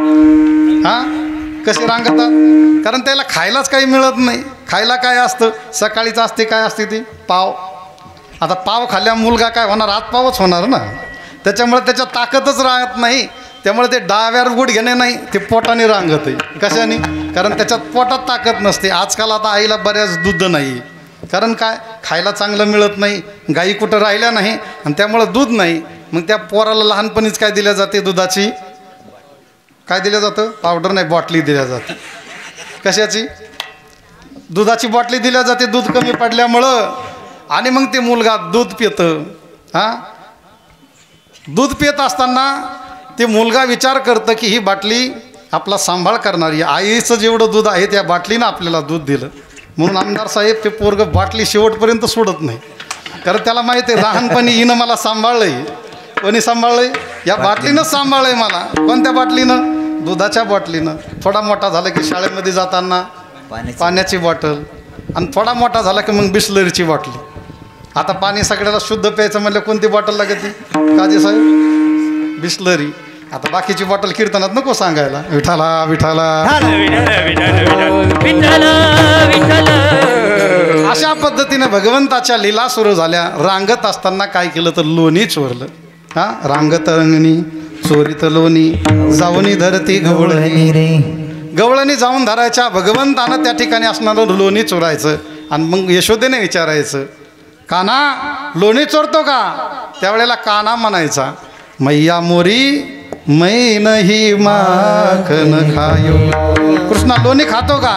त्यावेळेला कृष्ण म्हणायचा, आई मी लोणी खात नाही, लोणी चोरत नाही. लोणी चोरलं. अनेक गोपाळ जमवले आणि त्याच्यानंतर असणाऱ्या गोकुळामध्ये अनेक घरामध्ये काय केल्या? चोऱ्या केल्या. आता किती चोऱ्या केल्या? भरपूर चोऱ्या केल्या.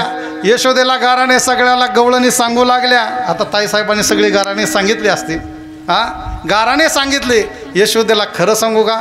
आपला कृष्ण खोडकर हे कधी वाटतच नव्हतं. आणि जिला आपला कृष्ण खोडकरे वाटतंय समजायचं हो तिचा मुलगा नाही. आईला मुलगा कधी आपला खोड्या करतो हे कधी वाटत नाही. यशोदेला सुद्धा खरं वाटत नव्हतं. एक दिवस घरामध्येच भगवंतांनी लीला केली. नंदबाबा जेवायला बसले. आई मला सुद्धा जेवायला दे. आणि मग त्या ठिकाणी असणारी नंदबाबाच्या शेजारी बसला. कृष्ण बसल्याच्या नंतर यशोदेनं छोटं ताट आणलं. 2-4 पदार्थ टाकले आणि खायला दिले. आई मला असं ताट नको, जे बाबाच्या ताटात आहे मोठं ताट पाहिजे. असंच म्हणतात ना लहान लेकर. घरामध्ये सुद्धा असंच म्हणतात ना, मला सुद्धा असंच मोठं ताट पाहिजे, सगळे पदार्थ पाहिजेत. यशोदेनं सगळे पदार्थ त्या ठिकाणी ताटामध्ये टाकले. काही भजी होते त्याच्यामध्ये. आता त्या भाज्याला आकार नसतो काही काही. वर उचल, आई कुत्र. काय म्हणतो कृष्ण, आई कुत्र. अरे कुत्र नाही म्हणले, ती भाज्या आहे. काय देव, भाजा आहे. बरं दिल्याच्या नंतर सगळे आता खावा ना गपचे. आई मला हे सगळं काय कर, एकत्र करून दे, चुरून दे. यशोदा म्हणली कृष्ण असं सगळं खाय ना एक एक पदार्थ. नाही नाही मला चुरून पाहिजे. सगळे पदार्थ चुरून दिले. आणि चुरून दिल्याच्या नंतर यशोदा म्हणली कृष्णा खाय ना आता. कृष्ण म्हणला आई आता चुरून दिलं, मला सगळे पदार्थ काय कर आता वेगवेगळे करून दे. आता वेगवेगळे करता येतात का? वेगवेगळे करता येत नाहीत. आई किती वेळाला सांगाली बाळा अरे एकत्र केलेले पुन्हा बाजूला करता येत नाहीत. आणि जे एकत्रित केले जातात त्यालाच काय म्हणतात, काला म्हणतात. काय म्हणतात त्याला, काला. यशोदेला कृष्ण अजिबात ऐकायना मला वेगळे पदार्थ करून दे, ऐकत नाहीत. कृष्णा तू तरी करून दे बरे, वेगळे कसे करता येतील. आई मी करू का? कृष्ण मला लगेच करतो. आई डोळे बंद कर. आईचा पदर घेतला आणि कृष्णानं त्या फक्त ताटावरती काय केला, पांघरुला. आई डोळे उघड. सगळे पदार्थ काय झाले, वेगवेगळे झाले. आता या बाबाला काय करता येणार नाही. जो सगळ्या जगाला चालवितो त्याला काय करता येणार नाही. एका मिनिटात सगळे पदार्थ काय झाले, वेगळे झाले. कृष्णा हे पदार्थ वेगळे कसे झाले? आई तुला माहिती नाही, तुझ्या पदरामध्ये एवढी ताकद आहे की पदार्थ सुद्धा काय झाले, वेगवेगळे झाले. आईचं महत्त्व वाढवायचं होतं. आईचं महत्त्व वाढायचं होतं. या पदराची ताकद किती आहे. पण खरं सांगू का, कलियुगामध्ये आईला पदरच राहिला नाही. त्यामुळे बाळाला ते पदराची काय माया आहे ती मिळत नाही. विठाला विठाला.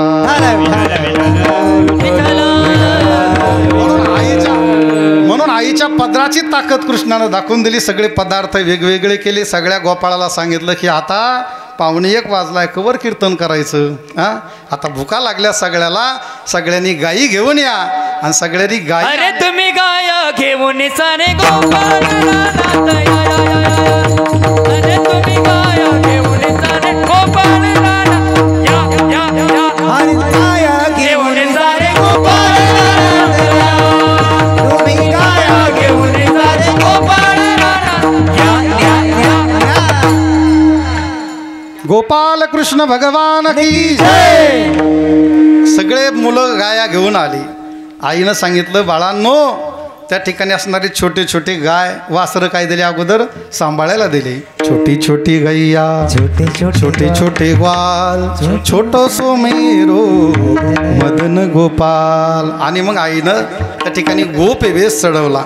आणि आई पायामध्ये चप्पल घालू लागली, बूट घालू लागली. आई माझ्या गाईच्या पायात काही नाही ना, मी सुद्धा वृंदावनामध्ये जाताना कधी पायामध्ये चप्पल बूट घालून करणार नाही. कृष्णानं बाल अवस्थेमध्ये असताना आपल्या गोपाळाच्या अंगावरती कपडे नव्हते. भगवंतानं शिवलेले कधीच कपडे घातले नाही. माझ्या गोपाळाच्या अंगावर नाहीत ना, मी सुद्धा तसाच राहणार. माझ्या गाईच्या पायामध्ये चप्पल नाही, मी सुद्धा पायामध्ये काही धारण करणार नाही. आणि जोपर्यंत गोकुळ वृंदावनामध्ये कृष्ण होता तोपर्यंत हातामध्ये सुद्धा शस्त्र धारण केलं नाही. फक्त काय होतो, वेणू होता. आणि बाकी भगवंताने कधीही पायामध्ये काही घातलं नाही. सगळ्या मुलांना त्या ठिकाणी बोलून आईनं सांगितलं बाळांनो फार लांब जाऊ नका बरं का. जवळीच खेळा जाऊ नका तुरी, जवळीच खेळा जाऊ नका तुरी. प्राण माझा, प्राण माझा प्राण माझा.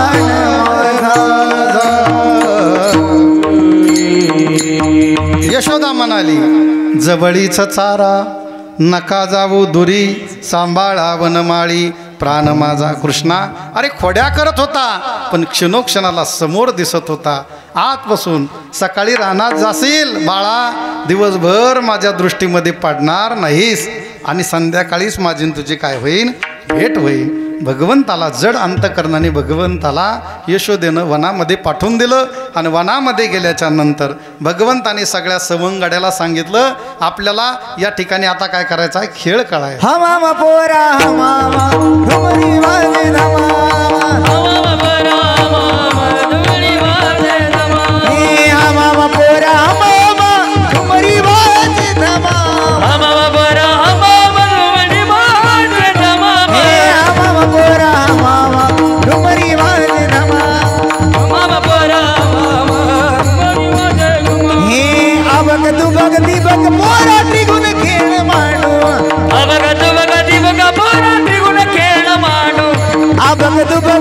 एक पोरा त्रिगुण खेळ मांडू अवघ तुभग दिवग मोर त्रिगुण खेळ मांडू हे खेळ विधी दांडू पोरा खेळ विधी दांडू खेळ विटे दांडू पोरा खेळ विटे दांडू हे अवघ तुभग दिवग हे अवघ तुभग दिवग मोर त्रिगुण खेळ मांडू अवघ तुभग दिवग पोरा त्रिगुण खेळ खेळ मांडू अवघ तुभग दिवग मोर त्रिगुण खेळ मांडू अवघ तुभग दिवग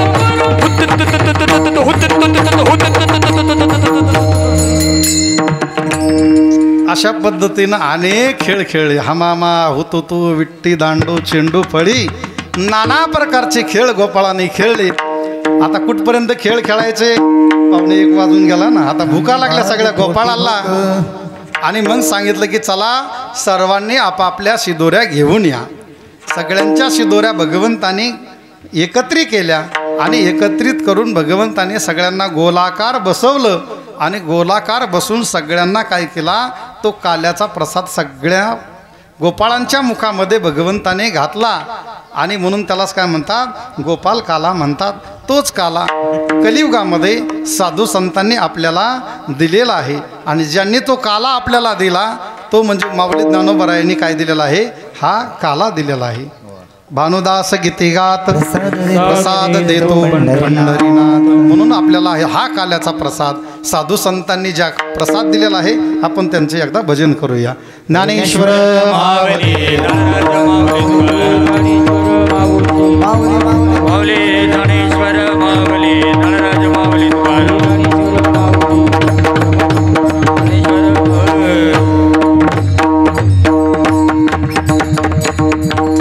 उपजुनिया पडती इवू काला खावो दही भात. वैकुंठी तो ऐसे नाही कवल काही काल्याचे यथामती यथावकाश. धावत्या वेळामध्ये थोडा वेळ जरा अधिक झाला, 10-5 मिनटं. सर्वांची क्षमा मागतो. आणि या ठिकाणी ज्यांच्या माध्यमातून येऊन मला ही कीर्तन करण्याची सेवा उपलब्ध झाली, श्री आमचे असणारे उद्योगपती श्री दामोदरजी घुगे साहेब व सर्व असणारा परिवार. आणि या ठिकाणी 7 दिवस आमच्या ताईसाहेबांनी ही भागवताची कथा सर्वांना आनंद प्रदान करून दिला. सेवेसाठी सर्व असणारी उपस्थित सर्व टाळकरी मंडळी, आमदार साहेब आहेत, आमचे काजी साहेब आहेत, त्याप्रमाणे सर्व असणारी परिसरातील सर्व क्षेत्रातील मंडळी या कार्यक्रमासाठी उपस्थित आहे. सर्वांच्या चरणी नतमस्तक होतो आणि माझ्या सेवेला या ठिकाणी पूर्ण विराम देतो. विठ्ठल विठ्ठल जय जय विठ्ठल. शिंगेला वेले दुरे होतो तिघाचे मेवरे तुम्ही वारे तो इकडे मुख बसरुणे अरे तोहीच्या कोपरा तुम्ही वारे तो इकडे मुख बसरुणे तुका मने हाती ठोका दिखावणे तुम्ही वारे चौकडे बसरुणे कंठी धरिला कृष्ण मनी अवघातनी प्रकाश आला वाटो एकमेका वैष्णवनिका संभ्रम लोका दाखवू आला वाटो एकमेका वैष्णवनिका संभ्रम तुका मने भूमंडळी आम्ही बरी वाटो एकमेका वैष्णवनिका संभ्रम विठ्ठल बोलिले